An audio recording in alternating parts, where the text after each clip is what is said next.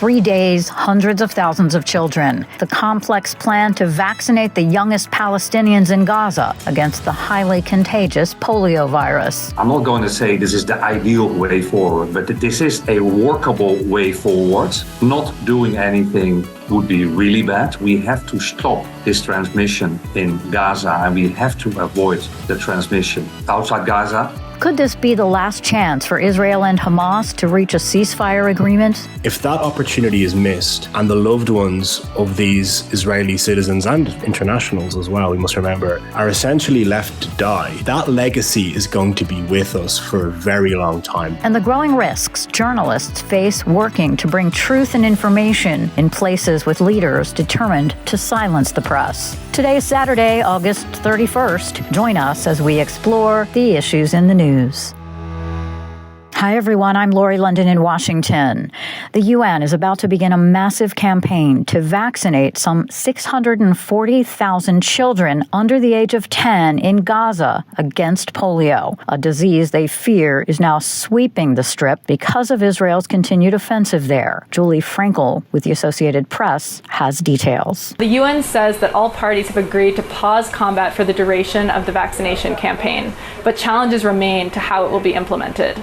Gaza's road network is 65% destroyed, according to the UN. Hospitals are badly damaged, and children are located in isolated parts of the Strip that are really hard to reach. Still, what we know is that there will be 400 fixed sites, hospitals, medical treatment centers where people can get vaccinated, and 200 outreach sites, community centers where people can also bring their kids to get vaccinated.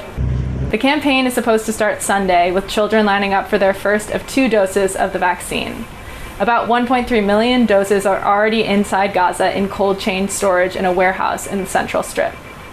Now, whatever happens with the vaccination campaign, the pause in fighting is sure to be a welcome reprieve for the people of Gaza who've now weathered 11 months of fighting. That was Julie Frankel with the Associated Press. The vaccination campaign comes after reports of the first confirmed polio case in Gaza in a 10-month-old who is now paralyzed in his lower left leg. Dr. Mike Ryan, Deputy Director General and Executive Director of the World Health Organization's Health Emergencies Program, says the polio outbreak is occurring with a much larger public health catastrophe. As of the 25th of August, only 44% of 132 primary healthcare facilities are functioning. Only 17 out of 36 hospitals are providing services, and these are only partially functioning. The WHO says it will need to vaccinate at least 90% of the children in Gaza for the campaign to succeed, as it faces huge challenges in the largely destroyed Palestinian enclave.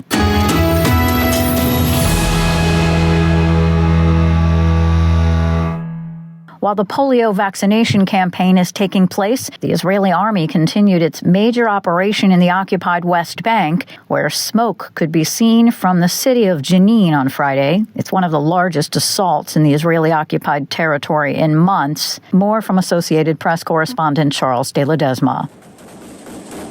Israel's conducted an airstrike in Jenin amid days of heavy fighting in the Palestinian territory, the West Bank. The military said in a brief statement that an aircraft struck a terrorist cell during an encounter with security forces in a counter-terrorism operation. It did not immediately elaborate. Such airstrikes, while common over the months-long Israel-Hamas war in the Gaza Strip, have been rare in the West Bank in the time since. Israel says the raids across the area, which have killed at least 16 people since late Tuesday, are aimed at preventing attacks. I'm Charles de Ledesma. John Lyndon, Executive Director with the Alliance for Middle East Peace, joins us now to get a better understanding of what is happening and why now. I mean, it's the confluence of several factors that existed before October 7th, but like so much of the pre-existing conditions before this war, everything has become accelerated and worsened due to the war. So over the last 3.5 years, really, there's been kind of increasing lawlessness, I suppose, in the north of the West Bank. So the PA has lost some of its security control over some key refugee camps in those cities and some of the cities themselves, and Jenin being the real focus. I mean, before October 7th, the largest operation we'd seen in a West Bank city for 2 decades happened in Jenin. in July of last year, with the IDF going in with sort of, heavy armored equipment for the first time in decades. So all of this was kind of, that tinder was already there. The other factor, of course, is the settler violence, which has been increasing again over the last 3 years. And then finally, the radical increase of weapons in the West Bank. It's something that's really apparent in these kind of increasingly ungoverned spaces in the north of the West Bank. It's really not uncommon to see people walking around with assault rifles. And that's something that I very rarely witnessed in the West Bank over the last couple of decades, but it's something you do see in those places. So all of that,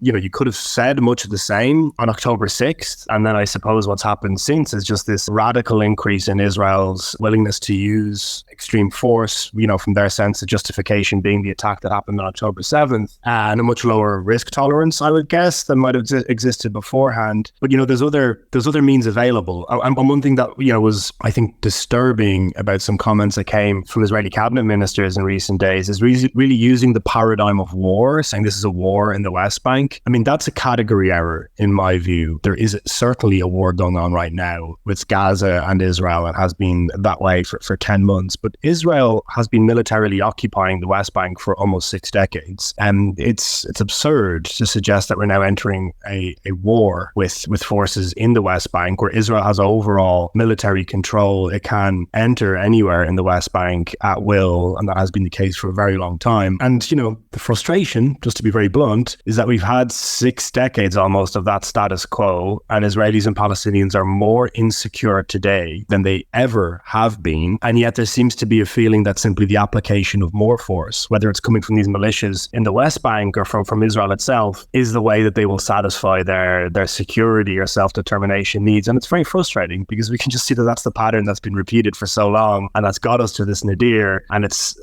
for me, self-evident that we need different tools and techniques based on diplomacy and engagement, because we've reached a dead end via the application of force. And it just seems sort of, one week we are concerned about, and potentially could still be, an Iran retaliatory attack on Israel that they've promised that could come at any time or not, but it would seem more likely that it'll be when it's not expected.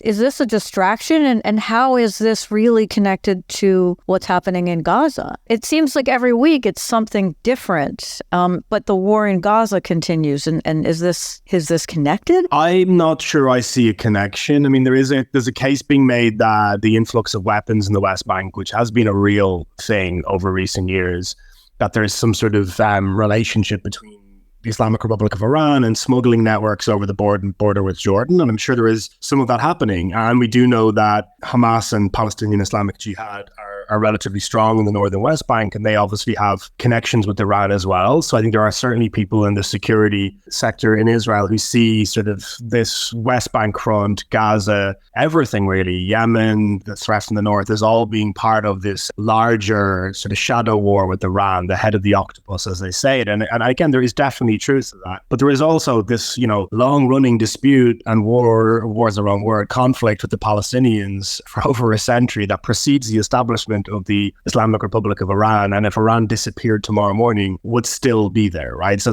I feel like there's a little bit of displacement going on. And I don't undermine in any way the very real security concerns with regards to Iran and the threat that they present to Israel and to the region. But, even just from a military perspective, and I spoke to somebody on Wednesday who's fairly well connected within sort of the Israeli security sector who made this case as well. There's a limit to what Israel can do, and that limit isn't discussed often enough, right? So we have the largest reserve call-up in the state's history that's been going on now for 10 months. The reserves are exhausted. They've been deployed in Gaza for such a long time. This is on the way to becoming the longest war in Israel's history. It's already the longest since 1948. And there is, as you mentioned, this threat, like at any moment, we could have a much bigger war between Israel and Hezbollah. And then, of course, there's the threat from Iran and the direct attacks that we saw back in April. And I think sober analysts need to look at this and say, you know what, we're not able to fight this multi-front war ad infinitum. And certainly if that's the only tool that we have to be able to take care of Israel's security needs, it's not sustainable over the long term.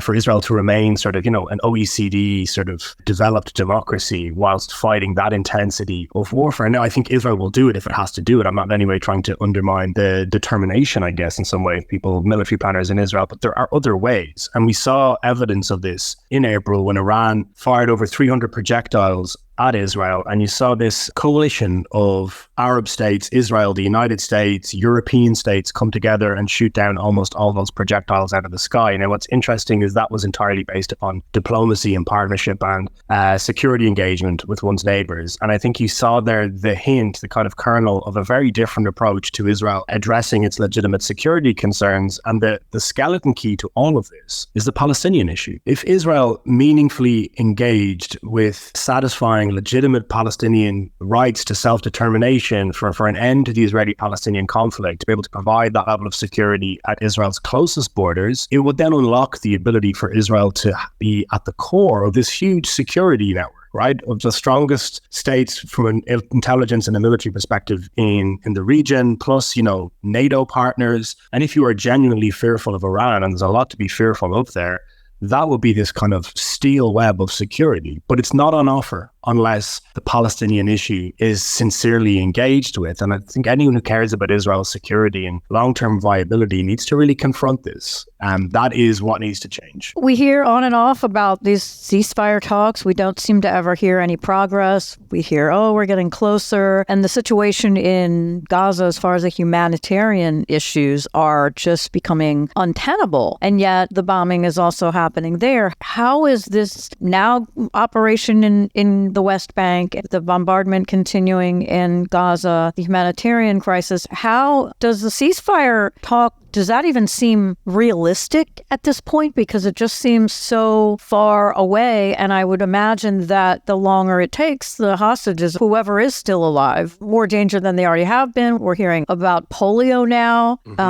There are some real concerns about how much longer they can survive. So where does this stand as far as any sort of potential ceasefire? This is one of the most frustrating aspects, because we had President Biden back in late May sort of declare that we had an agreement that Israel was party to that could have a ceasefire, this 3-stage ceasefire, and the gradual return of all hostages, but a significant number in that first stage. And then we had Hamas announcing a few weeks later that they accepted a version of that deal. Now, there was a little bit of deception on Hamas's part and that they had changed a couple of details, but trusted actors I spoke to said that these gaps were bridgeable. And then I think what you saw since then is the goalpost being moved, where additional conditions were inserted by Israel. And again, each one of which may be justifiable for security reasons, but each one of which complicates and lengthens the process by which we can actually get to a deal. As you said, every day that we wait, the conditions in Gaza grow worse. I mean, we now have this polio outbreak, and obviously the hostages themselves, we have no idea what state they're in and how close to death some of them may be. Indeed, some of whom may have died in the time between that initial negotiation phase and now. So it is very frustrating. And I would say there's a real onus on the international community here as well. Ultimately, there has been intense shuttle diplomacy led by the United States, very, very intense engagement from Egypt and Qatar. All of those three parties have different forms of influence and leverage with both Israel and with Hamas. And I feel that there must be something that can be done to induce a closing of these gaps now at this point. Because I feel like even hearing from Israeli negotiators who are speaking, they're leaking every day, essentially, very empowered individuals who are party to all of the details in the negotiations. And it's almost like a hostage video. They're appealing to these are Israeli diplomats and security officials briefing the media and really essentially appealing to the Biden administration to do something, to push their prime minister towards concluding a deal and securing the return of the hostages. And we've seen Defense Minister Gallant in Israel doing something very similar from within the cabinet. There was a vote this week on Israel having a permanent presence at the Philadelphia corridor, which is the corridor separating Egypt and the Gaza Strip. And the defense minister of Israel voted against the position, right? The person representing the IDF with the most level of expertise and the most direct responsibility for Israel's security, basically disagreeing with the prime minister and saying, no, if we make this demand, we will not get a deal and the hostages will die. And I think sometimes from a distance, that nuance isn't being seen. And you can see that the people who really understand both Israel's security needs, what it can and cannot manage and take, and who are sincerely concerned for the fate of the hostages, they are appealing to their own prime minister and the international community to try and force this deal through. You know a lot of people, obviously, in that part of the world, some of them personally. I know you know some of the families of the hostages. Mm-hmm. How are they coping at this point? They're incredibly angry, distraught, disappointed. I mean, could you imagine living with that level of emotional intensity and fragility every day for, 320 something days now? I mean, it's very, very hard to put yourself in somebody's shoes where it's a life and death kind of high intensity moment every moment for the best part of a year. And I think you're seeing this not only what they're conveying privately in their public statements. They have become essentially activists. I'm generalizing, but very, very many. Every weekend being out in the streets in Tel Aviv demanding this deal. I mean, we saw the parents of Hirsch at the Democratic National Convention last week, making an incredibly moving appeal for a ceasefire deal and for the return of the hostages. And I thought as well, empathizing very much with the Palestinian victims in Gaza. And I think what you see there is a level of empathy and humanity that's really missing from the political leadership. And,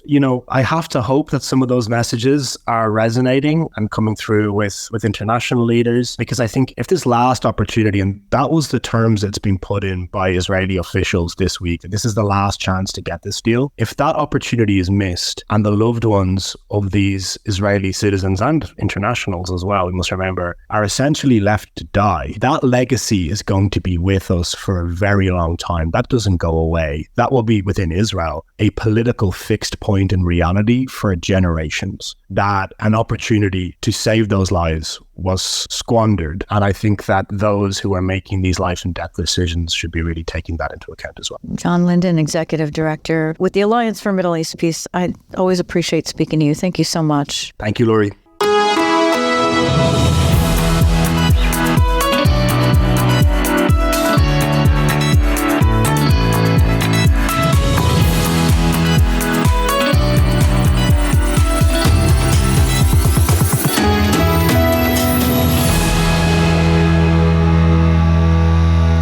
You're listening to Issues in the News. I'm Laurie London.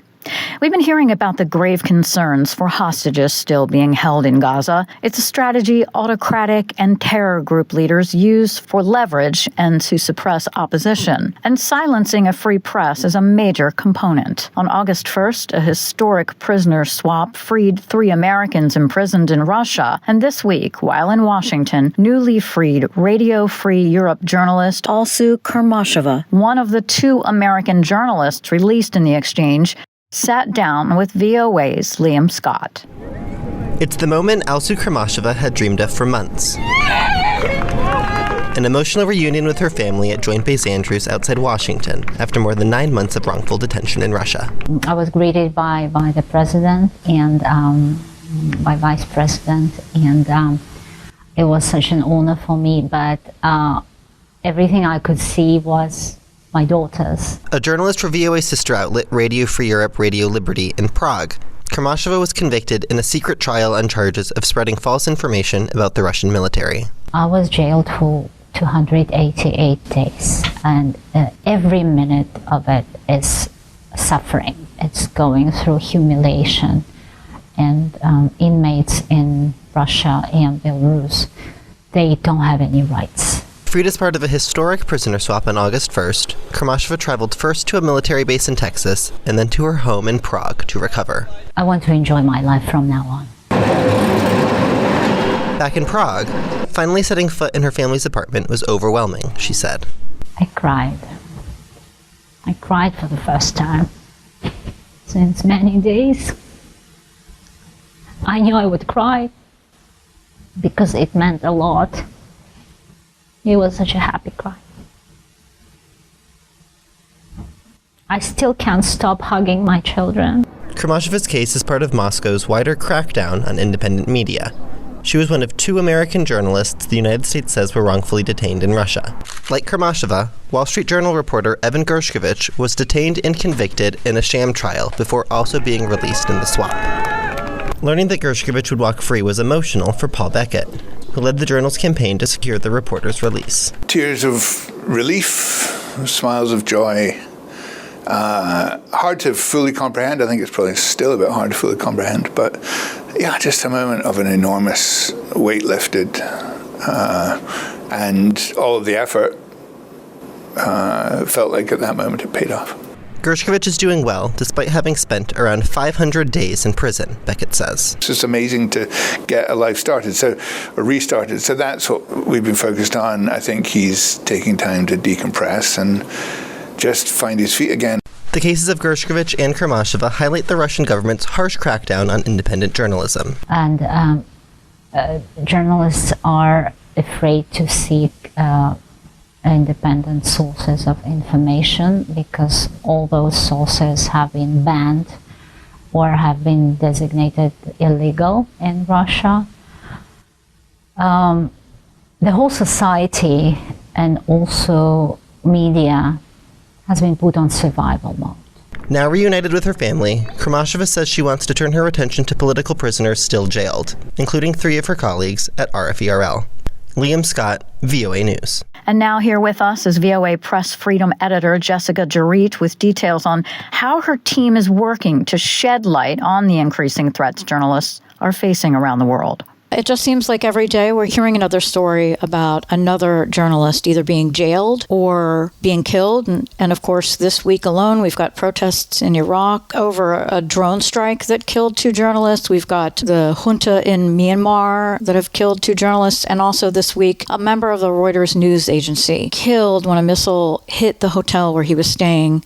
It just seems like journalists across the world are really now in life-threatening situations more than ever. Yes, Laurie, that's certainly the case. I think journalism has never been as dangerous a profession as it is today. Some of the cases you mentioned, I think, really tie in with a lot of conflicts that are happening right now. In Myanmar, where they've had civil war since the coup in 2021, media have come under fire right from the start, mostly with jailings. But in this case, 2 journalists who were reporting on the resistance movement were killed when 30 armed men raided their home. They were speaking to 2 resistance fighters at the time, 4 people killed. And the case that you mentioned Saturday in eastern Ukraine, Ryan Evans, who's a safety advisor with Reuters, was sadly killed when there was a Russian strike on a hotel known as a base for aid workers and journalists. Ryan was there as part of a 6-member media crew. 2 other Reuters journalists are seriously injured and being treated for their injuries. This kind of targeting just really, it makes it even harder at a time when we need our journalists on the front line to explain what's happening with these conflicts and the toll to civilians. We are becoming more and more targeted and putting our lives at risk, and it's a real sad state and a loss, I think, for the whole journalism community when we have these cases. And we had at least a good news story recently with the release of several American journalists, among others, from Russia in a prisoner exchange. One of them was American-Russian journalist Alsu Kremasheva. And VOA Press Freedom team had a chance to speak with her and talk about how she's adjusting to life here. How did this come about? And this wasn't just talking about her release and the excitement of that. This is something that the team has been heavily engaged in for quite a while, is this issue.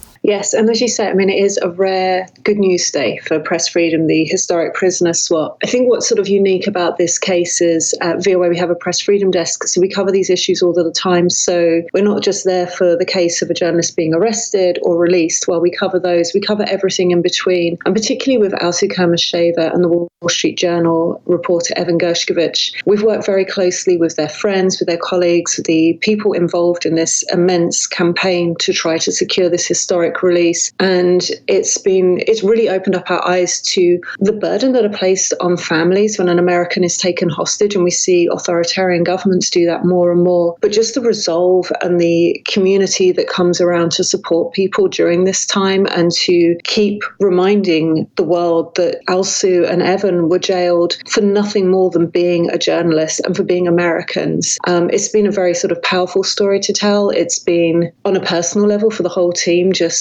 getting to know Alsu's family. She has 2 young daughters, Bibi and Miriam, who have been out and very vocal, speaking out about their mother's case in the past year. And it's just been to see that moment. We were there on the tarmac when they landed, and it was just this overwhelming moment of seeing all of the good that journalism can do in reporting, in explaining these issues, explaining how Russians are using hostage taking as a tactic, and to see the power of advocacy and US foreign policy can bring our Americans safely home.